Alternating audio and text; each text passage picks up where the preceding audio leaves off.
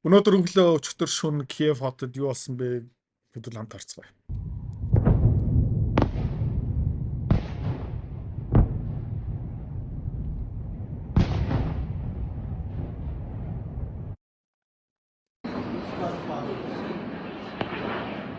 Cruise missile.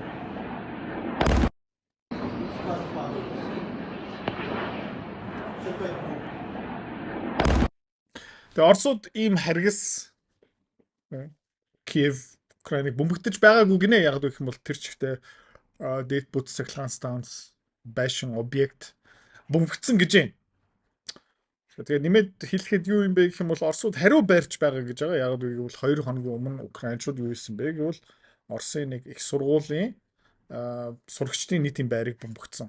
За 15 16 хүүхэд төр зүгээр газар дээр нас барсан. Ойролцоо 30 хүүхэд тэ сураггүй амьд уу нас барсан уу тодорхойгүй. За тэгээд Оросууд хэвлэл мэдээллийн хурал хийсэн. Тэгээд Путин юу гэж хэлсэн бэ гэх юм бол манайх хариу барина. Дайн дараагийн шатанд хурж байна. Сургууль, сурагч хүүхдүүдийг тэ зорж бөмбөгдөж байгаа юм бол тэгээд англитэй хүмүүс энийг сайн ойлгох хаа. If you fuck around, you find out. За тэгээд Twitter хэвлэл мэдээлэлээр Зеленский бас юу гэж хэлсэн бэ гэх юм бол бурхан минь Оросууд биднэр лөө одоо Орешник явуулах гэж байгаа гинэ. 2 3 Орешник манай Украин Киев хот руу явуулах гэж байна. Зеленскийгийн зүв байж таарсан. Хэдүүлээ яг юм бичлэг хэдүүлээ харцгаая. Сбил, дверь падал. Блять, на нас! Миний Орсел тим сайн биш. Та надад туслаараа эднэр яг юу хэлж байгаа юм бэ? Маш соёлтой, маш боловсон хүмүүс байх шиг байна. Тэгээд энэ ёб дваю яг сайн мэдгүй. Не кричи. Да тихо. Цепули, обохнул. Оно да и тоже, да. Ёб твою мать! Дахиад миний ерөөсөө ойлгохгүй. Знаете, что это? Орешник.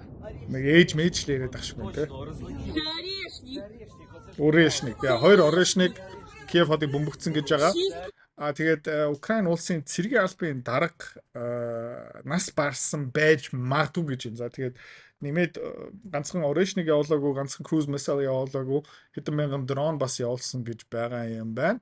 Тэгээ энд юу шатж байгаа юм бэ гэх юм бол нефтний агуулга, нефт боловсруулах үйлдвэр бас шатж байна тийм.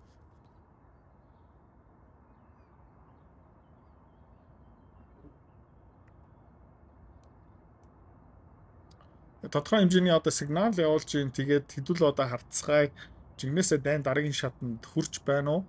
Тэгээ Оросууд өнгөрсөн 3-4 сарын хугацаанд юу хийсэн бэ гэвэл яа манай ерөнхийлөгч мундаг ерөнхийлөгч байсан. Тэ манай Оросыг ядуурлаас гаргасан. Тэ тодорхой хэмжээний авилгыг устгасан. Тэгтээ Оросууд бас байжлаагаа тэр Оросын соёл шингэсэн байгаа.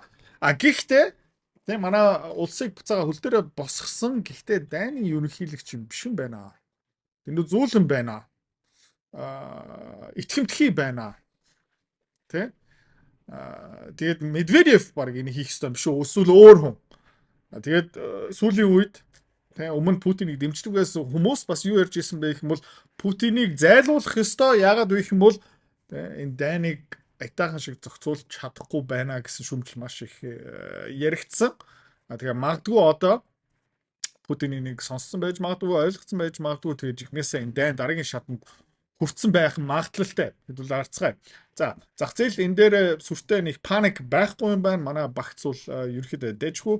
Таад юу орж ийна гэвэл те саяхан биткойн нэлээд сайхан унтсан байсан манай MSTZ хөрхэн ашигт хүрсэн.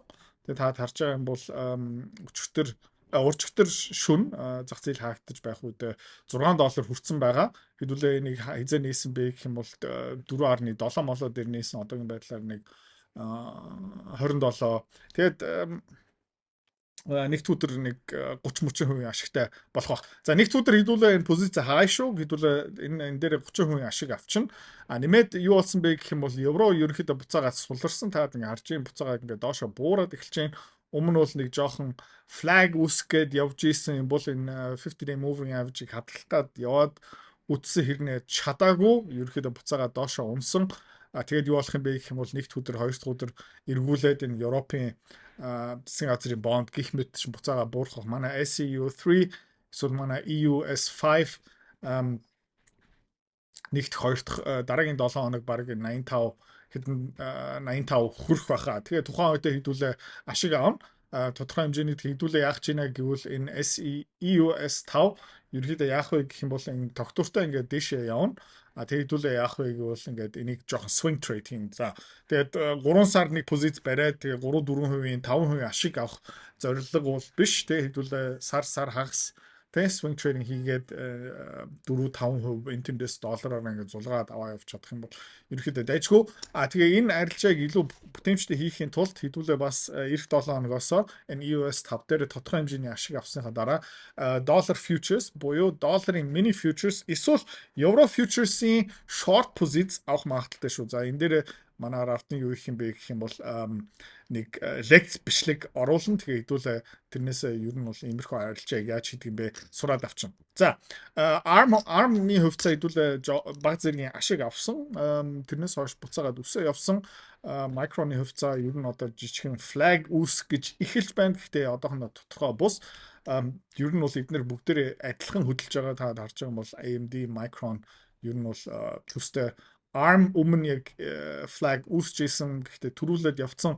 Одоо Micron AMD яг тэгэх юм уу үгүй юм хэдүүлээ тайм харцгаая. За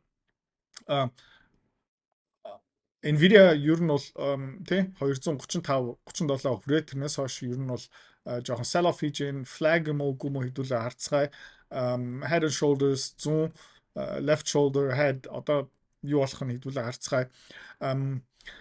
Тэгээд өчигдөр уржигдөр юу болоогүй бэ гэвэл Дональд Трамп Ираныг бөмбөгдөөгүй тий аз олж. Гэхдээ энэ дэр нэг тодорхой юм юу юм бэ гэх юм бол Америкийн зэвсгийн агуулга юм бол хоосон их сүртэй бөмбөгдөж чадахгүй.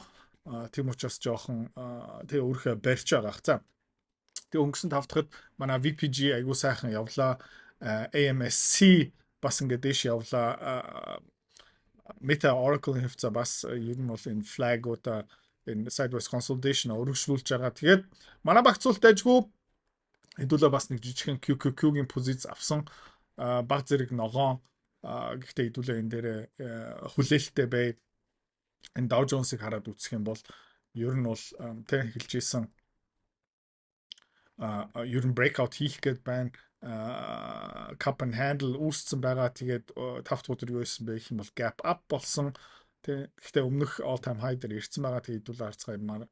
Ирэх хэдэн 7 хоногуд энэ Dow Jones үргэлжлүүлээд дэшээ явах хандлагатай байх шиг байна. За тэгээд Bitcoin ер нь бол одоо бараг нэг 2-7 хоног тууштай decline явсан. RSI нь ерөөхдөө энэ доогуур явж байгаа. Тэгээ хэдүүлээ MSTZ дээр 30% ашиг хийсэн хангалттай. Тэгээ хэдүүлээ одоо энэ дээр ашиг авна шүү. За өөр сүртэй нэг хөдөлгөөн болоогүй. Тэгээ хэдүүлээ маргааш орой иргэд уулзцгаая. Тэгээ бүтэн цай өдрөө сайхан өнгөрүүлээрэй. Bye bye. Хэрвээ та манай Эдүрэ Цэцэрлэг бит хоёрын Earn Invest Be Free School Community-д нэгдэхийг хүсвэл яг одоо үзэж байгаа бичлэгнийхаа хамгийн ихний линк дээр дараарай. Линк дээр дарснаар манай School Community-гийн ерөнхий мэдээлэл гарч ирэх ба хамгийн түрүүнд та school дээр өөрийнхөө профайлыг үүсгэх юм. Профайлаа үүсгэхийн тулд та заавал нэг зураг, өөрийн овог, нэр болон мэйл хаягаа оруулах шаардлагатай. Профайлаа үүсгэсний дараа та join гэж дараад Visa карта холбоно. Visa карта холбосноор сарын 29 долларын төлбөр нь шууд татагдаад та манай community-д нэвтрэх эрхтэй болно. Манай community-д орж ирснээр юу байгаа юм бэ гэвэл одоо аль хэдийн 10 компанийн үнэлгээ, түүний Excel файл, давтамжтай ордог зах зээлийн шинжилгээ, судалгаа болон анхан шатны бүх суур мэдээллүүд орсон байгаа. Мөн та надтай холбогдоод бүх зүйлээ асуух боломжтой. Хэрвээ танд сонирхолтой санагдчих байвал манай community-д нэгдээрэй.